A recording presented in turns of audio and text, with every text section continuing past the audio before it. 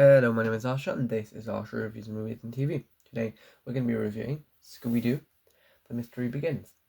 Before we get started, I'd just like to say don't forget to like, subscribe, turn on the notification bell, and check out my other channel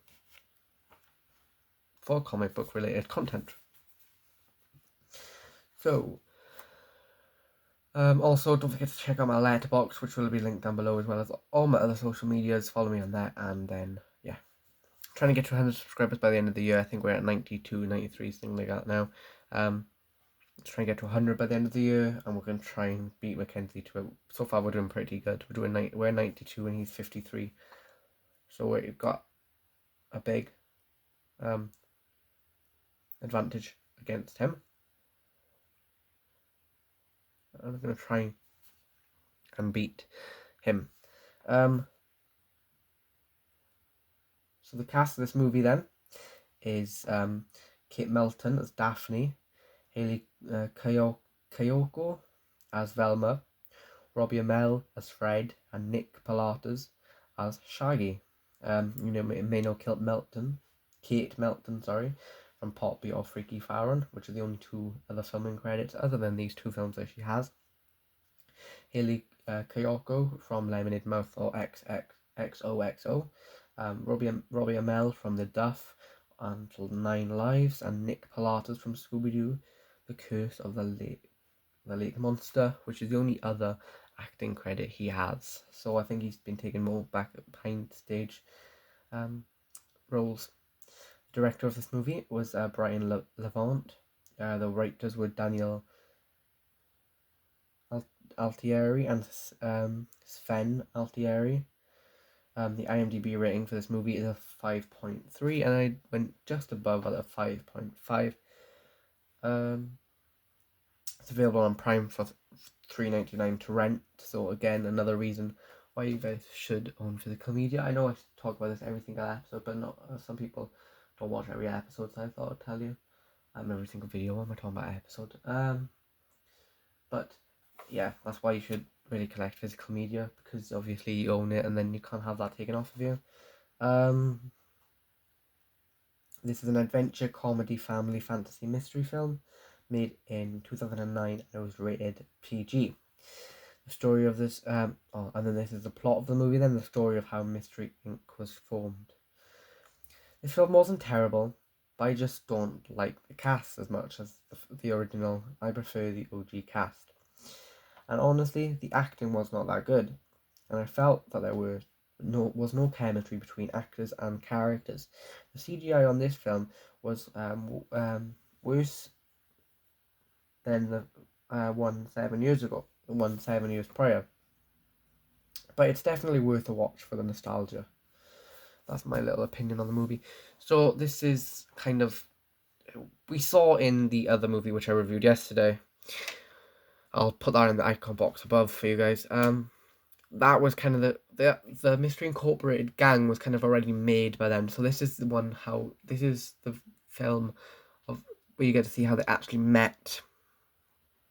The only thing is, I would say for this, is that it's not an amazing show or film whatsoever, because Scooby in this film actually looks less realistic than he did in the first, and then Daphne, Velma, Fred, and Shaggy are not really good actors in this film, or actresses, to be honest.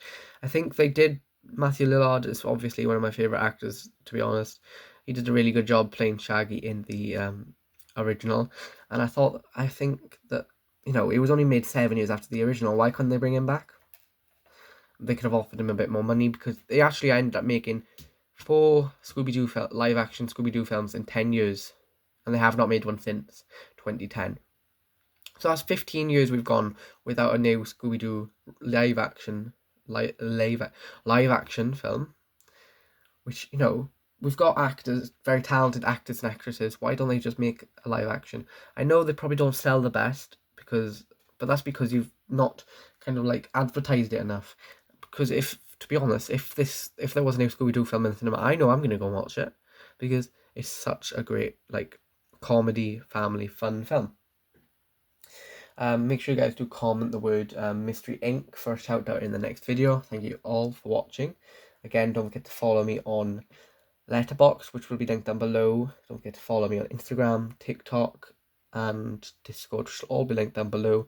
I'm probably going to be going live next week, so if you want to watch that live, I'll probably put like a little thing on my TikTok, Instagram, and my Discord for you guys, and on YouTube, obviously, on the post page, so I can tell you it'll probably be about a day, not about an hour before like I normally do. I'll try and arrange it for a day that I have plenty of time, probably next weekend most likely. Yeah, but overall, the only reason I did not like this film as much as the other was because of the cast change and because of the CGI. I felt like the ghosts in this, you had monsters in the first one, which, that's not realistic at all, but they somehow look better than the ghosts in this one, which ghosts are not even that hard to do in CGI if you think about it. So that's really it is still a good watch. I still would watch it again, but it's not really based on that it's a good movie. It's just because I love Scooby-Doo. So if you do love Scooby-Doo, you'd probably end up watching this again. But if you don't love Scooby-Doo, you should watch it at least once. But I don't think you should re-watch it if you don't like Scooby-Doo as much as I do. Because it's not really that great of a film. I will try and find the second one on DVD. I think it's like £2 on Music Magpie, so I might just order it off there. Or if anyone on here wants to sell me it, that'd be fine. That'd be cool as well.